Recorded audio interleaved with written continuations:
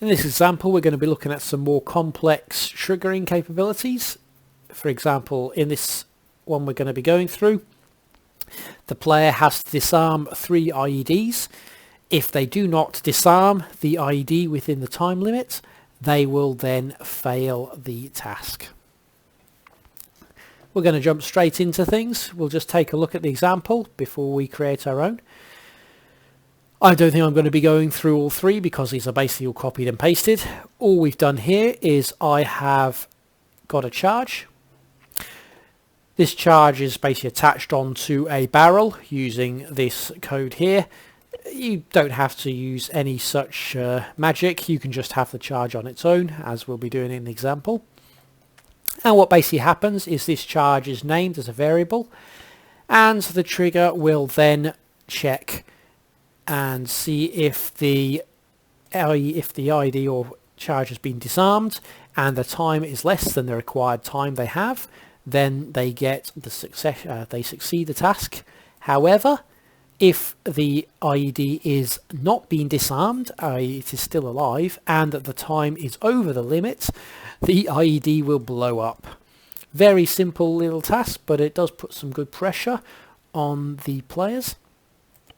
And of course, we can have any number of IEDs for them to defuse. As I've just taken you through there, we're just going to do one single small example now. So to do that, we just throw down an IED. So I think we do have an IED on there. There we go, yes. So I'll just put one IED down on there. Our chap is not an engineer, so let's just quickly fix that now and give him a backpack. Give him a backpack with a toolkit in. Okay. So we're going to call this a bomb. And lo and behold, we throw down a couple of triggers. So this will be the trigger for success. So, oops, we don't want that saved. That's saved from the last tutorial. We want our bomb variable. So we're going to have if the not alive. So if the bomb has been disarmed, basically means it's not alive because it gets replaced with a new object when it is disarmed. So the original variable will not exist anymore, which is why this trigger works. So tr, we'll call that tr disarm. And then we'll call the other one tr boom. Boom even, not bomb. And we're going to have where the bomb has not been diffused and the time, that is the mission time, is greater than 15 seconds. So they have 15 seconds to disarm the bomb.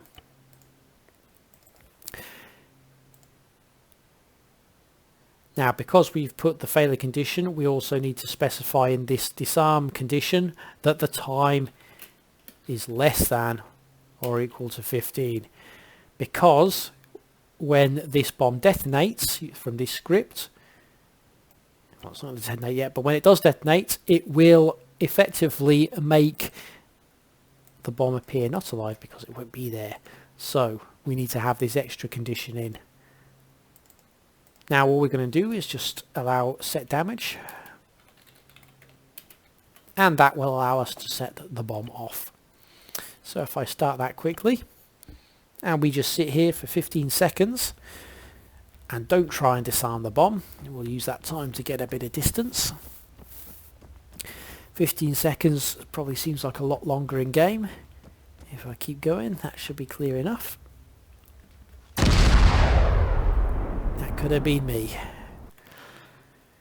Now all we do is synchronize that up to a couple of tasks.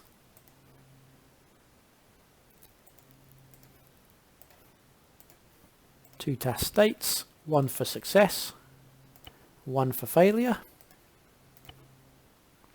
Synchronize that to our trigger, and that one to our success trigger. Again, we link up the task to its states.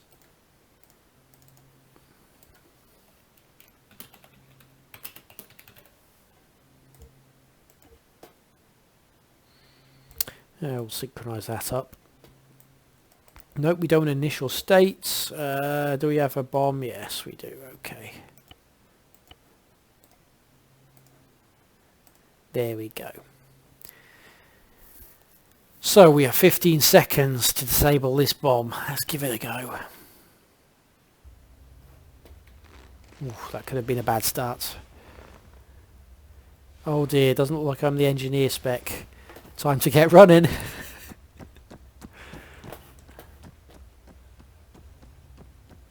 There we go. Unfortunately, they sent the wrong person for the job. Just having a toolkit obviously doesn't do it for me.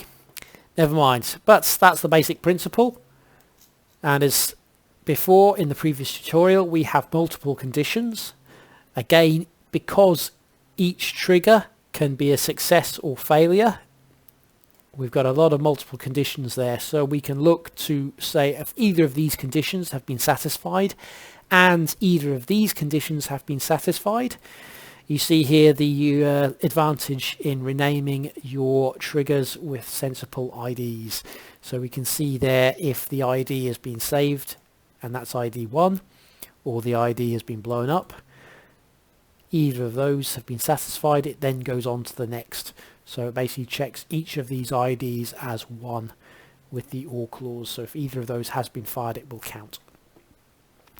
Then again, and the activation, we've got the multiple failure condition checks. So if any one IED has been failed to be disarmed, they get the failure ending. Otherwise, they get the good ending. As we can see, we've got each of the different checks there. So if ID 1 failed, 2 or 3 failed. As before, you can have multiple IDs. We could just have 1. We could have 50. In this example, we've got 1 that's a satchel charge on top of a barrel. All this other stuff can come later, but the basic essence of the objective has been done for you there.